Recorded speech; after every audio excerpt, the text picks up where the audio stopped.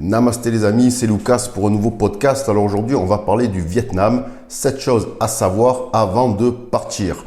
Alors 7 choses importantes, d'autres moins, certaines anecdotiques. Bref, c'est un méli-mélo de ce que j'ai pu voir, de mes impressions. Car si je vous en parle, c'est que j'y suis allé.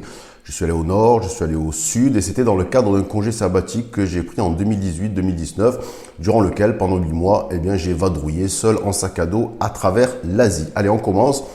Première chose à savoir, et c'est peut-être la plus positive, en tout cas pour nous, pas forcément pour les Vietnamiens, c'est que vraiment la vie n'est pas chère. Alors pourquoi la vie n'est pas chère? Eh bien déjà, si on prend le taux de la monnaie, leur monnaie c'est le dong, eh bien 1 euro équivaut, alors là je vous dis le chiffre peut varier, mais au moment où je vous parle, au moment où j'étais en tout cas, à 25-26 000 dong, 1 euro 26 000, vous voyez le rapport. Donc forcément, comme on dit là-bas, à chaque fois que vous retirez au distributeur, vous devenez millionnaire. C'est un avantage, ça vous permet de vivre vraiment pas cher, c'est-à-dire que vous allez pouvoir boire une bière pour 50 centimes, 1 euro, vous allez pouvoir faire des repas quasiment dans la rue avec des légumes, un peu de viande, du riz, etc. pour 2 euros, 3 maximum. Bref, on s'en sort bien. Pareil, vous allez des marchés de nuit, où moi j'ai acheté des chaussures, j'avais acheté une paire de New Balance 15 euros. Alors est-ce que c'est des vraies, des fausses? J'en sais rien, mais en tout cas, vous savez, elles sortent des mêmes usines, de toute façon. Donc et franchement, elles m'ont duré 1 an. Donc voilà, vous pouvez vraiment faire des achats intéressants, manger pour pas cher. Deuxième chose à savoir, alors là c'est un peu plus embêtant, c'est que les Vietnamiens globalement ne parlent pas anglais, ou très très peu, ou très très mal. Alors si vous avez visité d'autres pays qui n'ont rien à voir, vous allez me dire, ça ne me pose pas de problème, c'est comme ailleurs. Mais moi, je parle plutôt, là, je m'adresse à des gens qui connaissent déjà l'Asie ou qui ont déjà voyagé, par exemple, en Thaïlande, en Malaisie, en Inde, au Sri Lanka, des pays ou Philippines aussi, où vraiment, vous avez tout le monde quasiment parle anglais. En tout cas, les gens qui travaillent dans les commerces, dans les hôtels, les habitants des villes. Tandis que le Vietnam, forcément, c'est forcément lié à la colonisation. Le Vietnam a été colonisé par les Français. Les autres pays dont j'ai parlé ont été colonisés par des Anglais. Donc forcément, l'héritage linguistique n'est pas le même.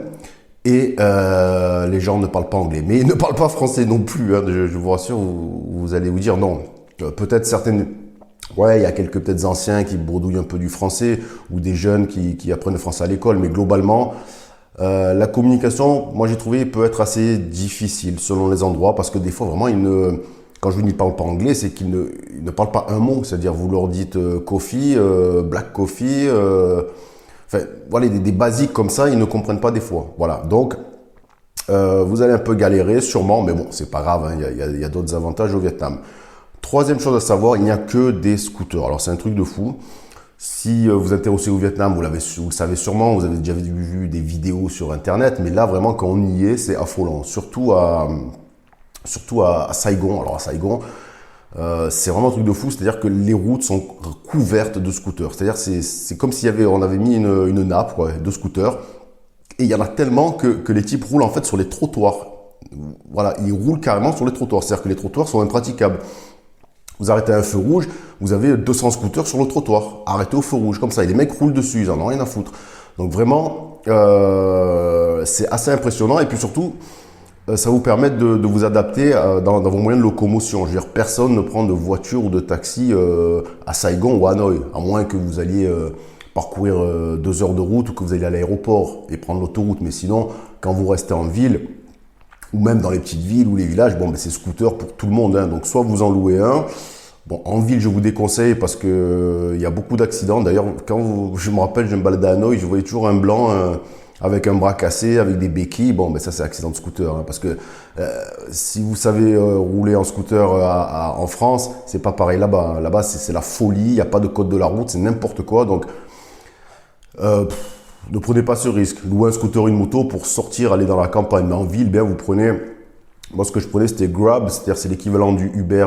C'est le Uber asiatique, en fait. Et donc, il vous propose directement des scooters taxi. Donc, si vous vous déplacez, vous appelez un scooter, vous montez derrière et vous le laissez faire. Ne vous embêtez pas à tenter l'aventure de rouler en ville. Vous risquerez de le regretter. Quatrième chose, attention à la corruption. Alors, pour moi, c'est de tous les pays asiatiques que j'ai visités, c'est le pays le plus corrompu. Alors, en tout cas, par rapport à mon expérience, après, on parle de ce qu'on a connu, hein, donc peut-être que d'autres me diront l'inverse, mais en tout cas, moi, on a essayé de m'arnaquer à la douane, hein, je ne vais pas raconter en détail l'histoire, j'en parle dans mon livre, justement, je vous parlerai de mon livre tout à l'heure, où vraiment, à la frontière, le douanier a essayé de m'arnaquer des euros. Je ne me suis pas laissé faire. Taxi aussi qui essaye de m'arnaquer, je ne me suis pas laissé faire, donc faites gaffe, ne tombez pas dans le panneau, ne vous laissez pas avoir. Hein. Dans certains pays, la corruption vraiment c'est quelque chose que tout le monde pratique, surtout si vous avez une gueule de touriste. Donc ne tombez pas dans le piège, n'ayez pas peur, ne vous faites pas avoir, vous résistez, non, c'est non. Ou alors, autre technique que je faisais aussi, c'est vous faites semblant de ne pas comprendre. Voilà, quelqu'un essaie de vous corrompre, vous gratte des sous, ben, vous faites le naïf, vous posez des questions, ouais, oui, déjà, non, bon, voilà. Vous ignorez-les, sinon, si vous vous dites, ouais, pour 10 balles, 20 balles, c'est pas grave, non, non. Après, vous allez raquer toute la journée et vous allez être, on va dire, la vache à lait des gens. Donc, c'est pas la peine. Faites attention et ne lâchez rien. Et donc, comme je vous en parlais avant de poursuivre, oui, je viens de sortir mon livre qui s'appelle Aller simple pour la liberté, où je vous embarque justement avec moi en Asie, 8 mois sur la route. Je vous raconte mes impressions, mes rencontres, je vous parle du mode de vie des gens, de ce que j'ai ressenti. Et donc c'est un livre qui, je pense, inspirera les gens qui rêvent, qui aspirent à un tel voyage, que ce soit en Asie ou ailleurs, hein, d'ailleurs. Et surtout, un voyage, comme je l'explique, qui a vraiment changé radicalement ma vie à tous les niveaux, matériellement, mentalement, bref. Pour en savoir plus, si ça vous intéresse, je vous mets le lien dans la description. On continue. Cinquième chose à savoir, plutôt positive, c'est que tout peut s'organiser facilement. C'est ça qui est bien. C'est-à-dire, si on compare à la France, vous savez, en France, si vous voulez faire une excursion, prendre un cours de plongée, louer un scooter, j'en sais rien, bon, c'est toujours plus long, il faut 50 cartes de crédit, il faut remplir des papiers, blablabla.